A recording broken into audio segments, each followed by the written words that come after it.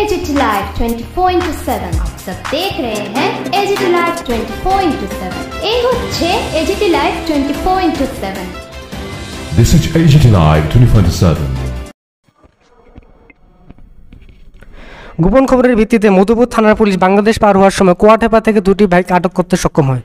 ঘটনার বিবরণে জানা যায়, বুধবার গভীর রাতে গোপন খবরের ভিত্তিতে মধুপুর থানার পুলিশ কমলাসাগর বিধানসভার পশ্চিম কোয়াটেপা সীমান্তবর্তী এলাকা দিয়ে দুটি বাইক ভারতের সীমান্ত থেকে বাংলাদেশ পেরিয়ে যাচ্ছিল। দুটি বাইকের মধ্যে একটি বাইকের নাম হলো পালসার, যেটির নম্বর হলো TR01W6460। অন্য বাইকটি হলো টিভিএস, যার নাম্বার হলো TR01AL8270। সেই খবর অনুযায়ী মধুপুর থানার পুলিশ ওই এলাকার কিছু জনগণকে বিষয়টি অবগত করে। পরবর্তী সময়ে ওই এলাকার জনগণ পশ্চিম কোয়াটেপা এলাকার চতুর্দিক দিয়ে এলাকার জনগণ উৎপেতে বসে থাকে।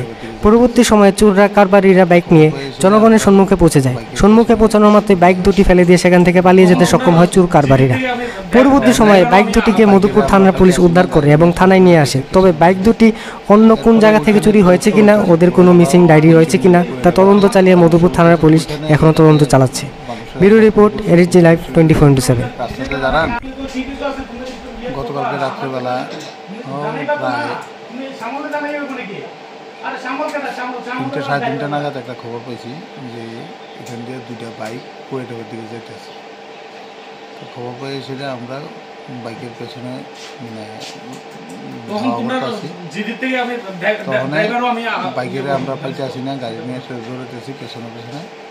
এরপরে ওইখানে একটা উৎসব হইতেছে, কোয়েটাবা পশ্চিম কোয়েটাবাতে একটা উৎসব হইতেছে। ওইখানে এলাকাতে মানুষের আমরা ফোন করছি যে রাস্তাতে দাঁড়ান, এই দুইটা বাইক আইতেছে, মেবি চুরির বাইক, খুব স্পিডে আইতেছে। তখন ওই এলাকার মানুষ যেই মাত্র রোডের মধ্যে নামছে পরে তারা যেই মাত্র মানুষ দেখছে প্রচুর, দেখে সে বাইকটি ফালাই দিয়া গা ঢাকা দিয়ে গেছে।